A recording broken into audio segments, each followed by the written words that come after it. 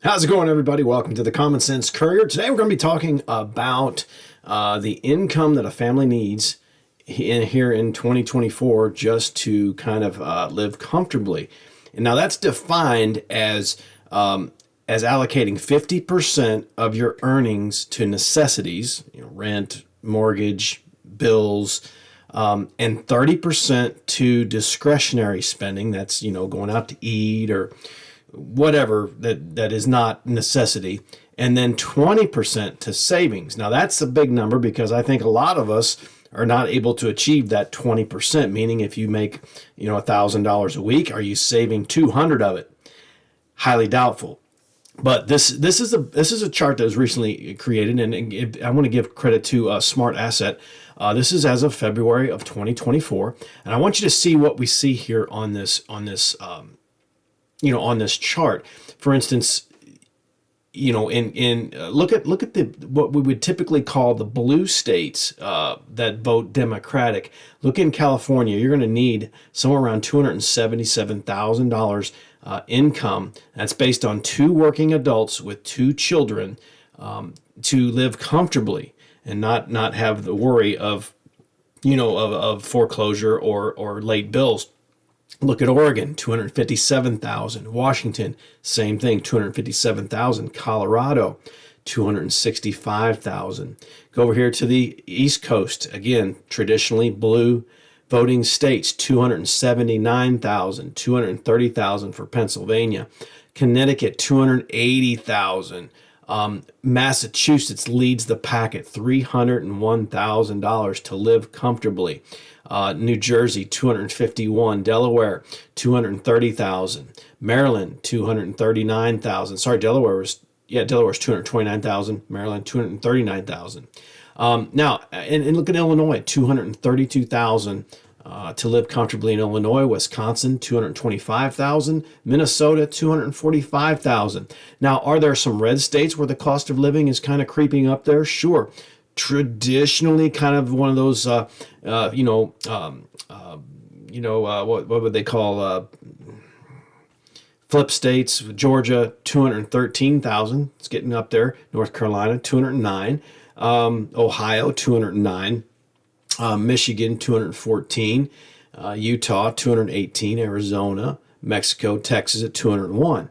But it's a far cry, a long way from the 277 and 300 that you'll see in those blue states. Now, I want to cross-reference this. Take a look at this. This is the 2020 electoral map. Isn't it funny how you see the high cost of living correlates with blue states? Why is that? Why you say, well, why is it so cost? Because the amount of laws that they pass. Think about it like this. Think about, I'm gonna draw you something here, okay? Think about it like this. Let me see if I can find a little something to draw on. So you've got, well, it's not very good to draw on here. I can draw on the back of this. So you've got our country, which is, I'm gonna roughly draw our country here. It doesn't look anywhere close, but it's gonna kind of sort of do this. Can you see? Can you see that? That's our country. Okay, that's a pretty crappy drawing, but nonetheless, in blue states, what you've got, if the country's driven, we'll just use the whole country as an example. If it's driven by blue leadership, which we have right now in Joe Biden, so you're going to see. I'm going to just draw lines across the country, and this might be what you would normally see in terms of laws and regulations. I just use them as straps, red tape, whatnot. That's kind of what's going on with. If I can focus this a little better, I don't know why it's not wanting to focus, but if you can see that, that's just kind of our natural, normal laws and red tape. When a blue state or blue leadership gets in charge, they think that they have to just create more laws, more regulations. You can do this, you can't do that. You can do this, you can't do that. And before you know it, here is what the country looks like under blue leadership. All the red tape that they create basically straps down freedom, straps down individuals creates more spending because it takes money to support all of that red tape that they create. And in the next, how many times have you gotten a food item at the store and it may say cannot be sold in California, or this one complies with California environmental regulations? Think about that. That costs money. Millions and millions of dollars it costs to just comply with what I would believe is unneeded regulation. And notice the blue states again. These are the blue states that voted in the 2020 election. I'm going to go back to that cost of living map. Isn't it eerily similar? The numbers don't lie. If you vote blue, you're voting for more and more regulations. You're voting for a higher number to be able to live comfortably in terms of income.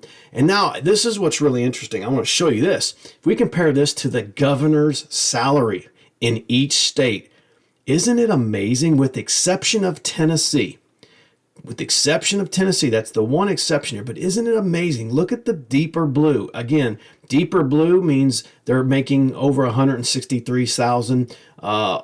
Deep blue is over 194,000. And then you go all the way down to this kind of green, light green, lime green color. They're making less than 100,000.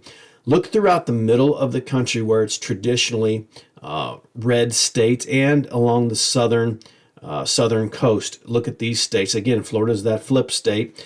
You can see some of these. Look at Illinois, Democratic leadership, yet they're making more money in government. Look at New York, Pennsylvania, Massachusetts. Look at the deep blue. Again, Tennessee's the rare exception. They have a Republican governor and a Republican legislature, and they do a fine job in Tennessee, but they're making some money. California is, again, look at the salary, over 194,000. Washington, over 163,000. Oregon, kind of an exception, much like Tennessee, although Oregon's cost of living is high under Democratic leadership. Their government, their governor is making less than 101,000. This is as of 2020. Now that's about 4 years old, so we're going to, this probably is a little bit of room to fluctuate here. But with that said, again, the map is eerily similar. And this one's not in a good way. Blue states, traditionally, their governors are making more money, yet their cost of living is higher. The red tape is higher. The regulation is higher. And then we go all the way back here, and here's where it affects you and I. The voters of the country, again, look, traditionally red states all have much lower costs of living than the blue voting states with blue leadership and high governor salaries. Folks, numbers don't lie. This is common sense.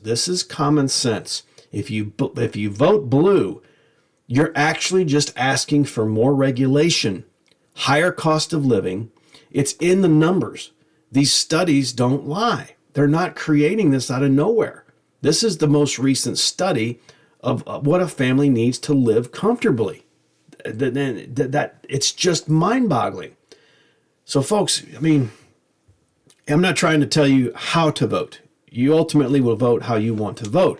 But if these numbers don't prove a point, and also I want to throw in one last thing. When Donald Trump was president from 2016 to 2020, he did not take a dime of salary.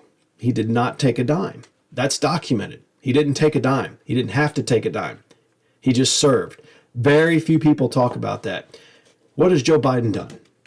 Tell me what Joe Biden has done with his salary. I think there's your answer, folks. It seems like millionaires and billionaires are the only ones that can run for president in this country anymore, just due to the attacks that they have on them, the lawsuits that are filed over stuff. You got to have deep pockets to be able to pay this. But at the same time, if you're going to come into office with that kind of money, I think you owe it to the American people not to take a dime of their money, of the taxpayers' money and salary. And Joe Biden hasn't done that, and that's for certain. So, folks, I hope these numbers help you to understand what's at stake in about 4 or 5 months from now, 6 months from now. And just look at the numbers. Just look at the numbers. High cost of living correlates with blue states, which correlates also with high government salaries. Folks, I hope that helps you. Have a great day. Thanks for watching.